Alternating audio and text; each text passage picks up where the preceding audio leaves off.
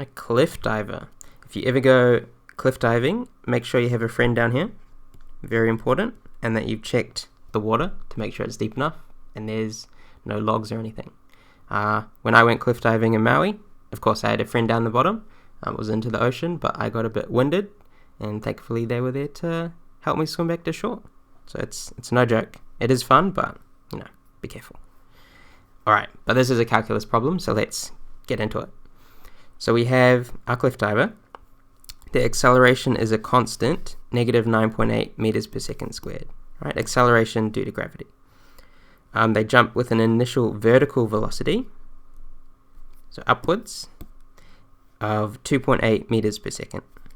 Use calculus to find the velocity 1 second after they jumped. So that could be maybe here.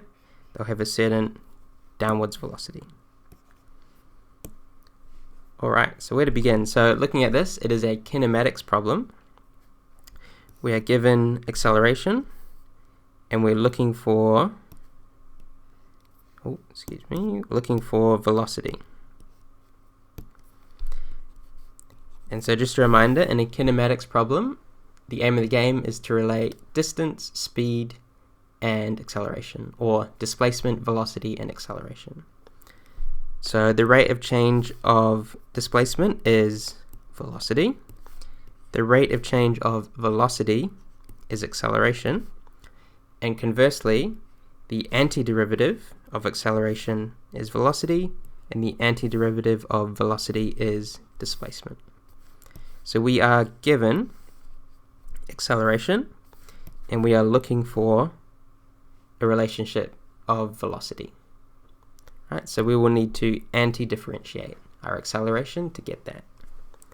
So what we know is that acceleration as a function of time is negative 9.8.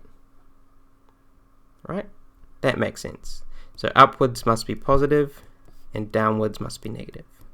Right? We're accelerating down. Alright.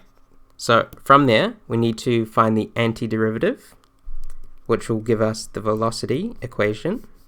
So the antiderivative of minus 9.8 with respect to time is minus 9.8 t.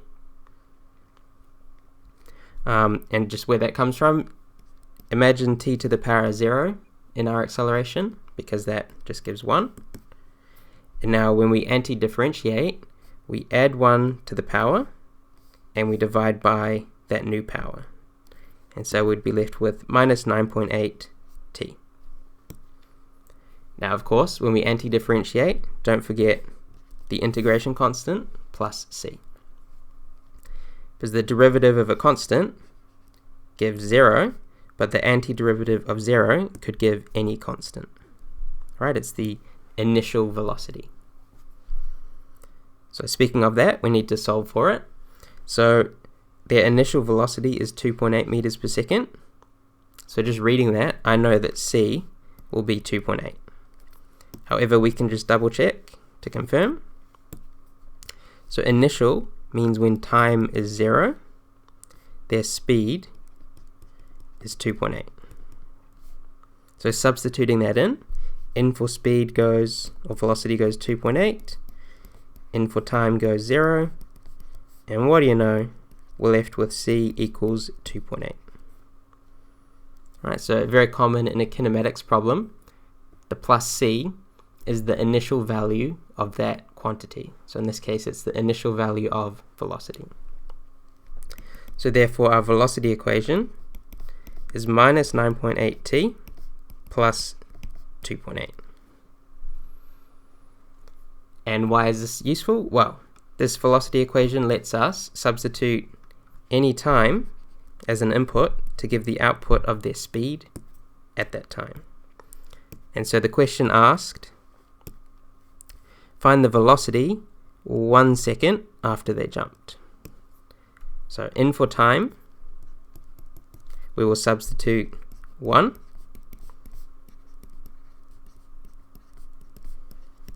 So minus 9.8 plus 2.8 gives minus 7 meters per second. So in a sentence, after 1 second, the diver is traveling 7 meters per second downwards, or the diver is traveling minus 7 meters per second.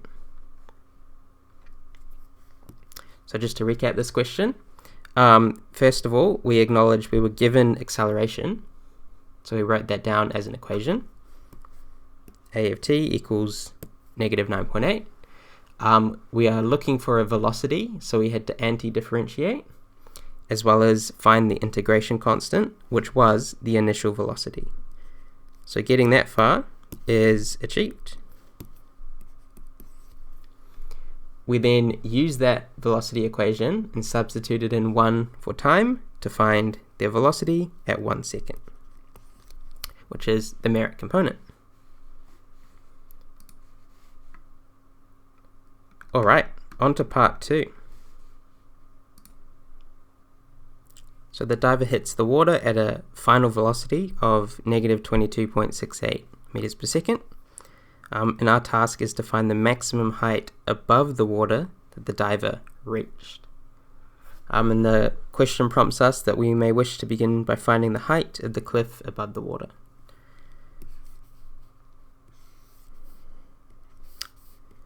So, that is good advice. However, I'm going to do it a slightly different way that I think is easier. However, the mark scheme does find the height first, so do have a look at that as well. Alright, so we are looking for that height, right? The maximum height above the water. So what I'm going to do is I'm going to make my starting point at the max height. And obviously the end point will be when they hit the water. So for a kinematics problem, we need a start and stop, right? Start and end point. So in our start point, that's when I will start the clock. So time will be 0. The distance from the start will be 0, right? We're effectively ignoring the first part of the jump, which is fine because it's not relevant to finding the maximum height. What would their initial vertical velocity be? Right, at that turning point, at the apex of the jump, their vertical velocity is actually 0. And their acceleration is still negative 9.8, so acceleration due to gravity. Cool, so now at their end point, they'll still have the same acceleration. The distance, that's what we're looking for.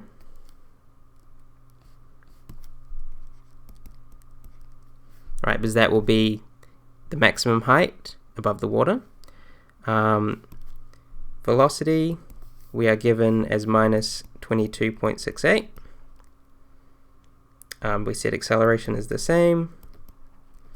And the time, we could work that out. So, just to quickly recap, I have changed the problem slightly in that I've defined the starting point not from where they jumped off the cliff, but from the maximum. And in doing so, it has changed a few of our starting parameters. But it'll make the calculations a lot simpler.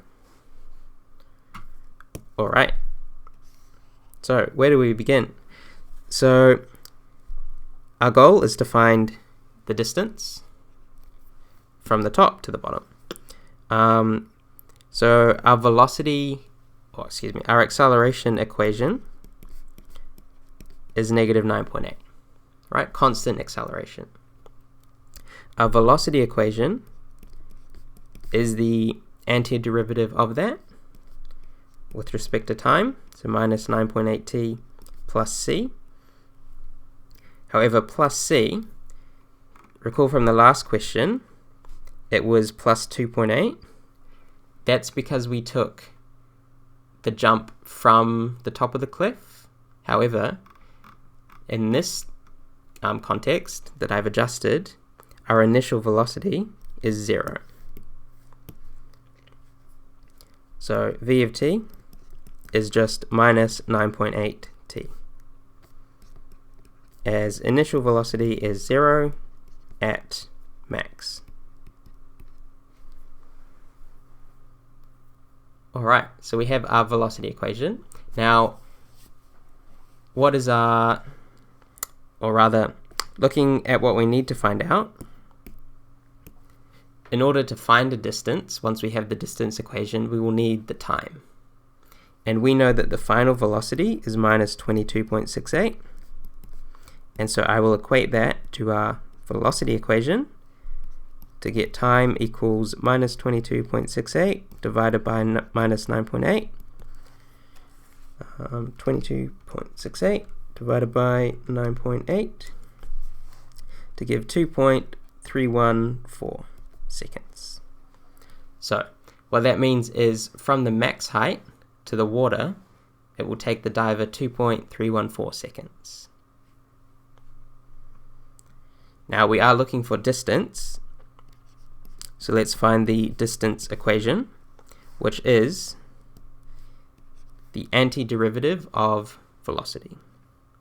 So the antiderivative of minus 9.8t is minus 9.8t squared divided by 2.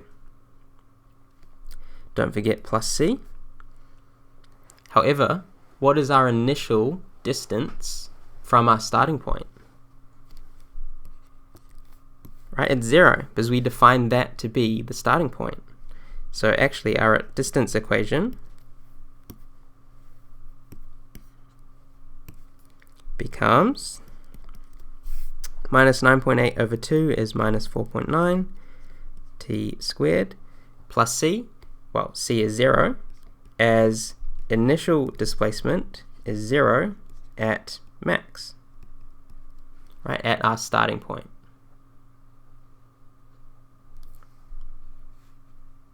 Alright, so we have an equation relating time and distance. We know the time that they hit the water, so we can substitute that in. 2.314, so minus 4.9 times 2.314 squared gives 26.24 meters. And that will be the maximum height above the water that the diver reached. 26.24. Alright, so let's recap this question. So we were given the velocity at which they hit the water. We were asked to find the maximum height above the water. So firstly, acceleration is the same, right? It's constant, minus 9.8. However, this time, I did it a bit different to the solution in that I defined the starting point at the maximum. And the reason why I did that was to ignore that first part of the jump, which just adds unnecessary complexity. However, I do encourage you to try find the height first and then do it using the velocity equation we worked out in part 1, right? You will get the same answer. But so we had our acceleration equation, our new velocity equation, right, where this plus c was 0, and we anti-differentiated that to give our distance equation. And if you got the distance equation, either this form or from the other velocity equation, that is achieved. Right, once you substitute in the integration constant. Then we also found the time of impact, in other words, this bit right here, because we knew the final velocity that was given in the problem, and we set that equal to our velocity equation to solve for time. And so that is the merit component. And then putting it together, we have an equation for distance in terms of time, and we have the time at which they hit the water. So substituting it in and getting the maximum height is the excellence component. For a high excellence, we did need to be specific in how we got our initial conditions are plus c. So we did have to say, as the initial velocity is 0 at the maximum height. Right? If we didn't communicate that, but we got the right final answer, it would be a low excellence for that question. Alright, I guess moral of the story, if you do choose to jump off a cliff, make sure your friend's in the water and that you're well prepared, because it is very dangerous, but great fun. Alright, I'm going to go get my dogs. See you later.